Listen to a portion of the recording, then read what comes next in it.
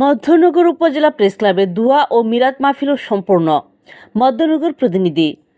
ঢাকার উত্তরায় বিমান বাহিনীর প্রশিক্ষণ বিমান দুর্ঘটনায় মাইলস্টোন স্কুল অ্যান্ড কলেজের নিহতদের ও জুলাই গণ অভ্যুত্থানে শহীদ স্মরণে সুনামগঞ্জের মধ্যনগর উপজেলা প্রেস ক্লাবের উদ্যোগে দোয়া ও মিলাদ মাহফিল অনুষ্ঠিত হয়।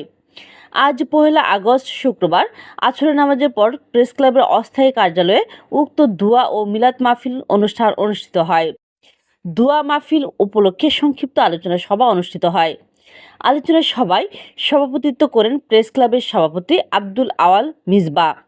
সাধারণ সম্পাদক মোহাম্মদ আলামিন তালুকদারের সঞ্চালনায় প্রধান অতিথি হিসেবে বক্তব্য রাখেন বীর মুক্তিযোদ্ধা ইউসুফ মিয়া।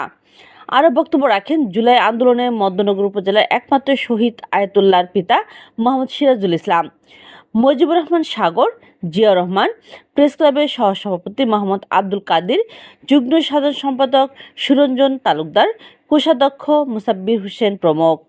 এছাড়াও উপস্থিত ছিলেন সহ সাংগঠনিক সম্পাদক খসরুজ্জামান খসরু, প্রচার ও প্রকাশনা সম্পাদক শফিকুল ইসলাম শফিক সহ কোষাধ্যক্ষ মুনার হোসেন মুন্না।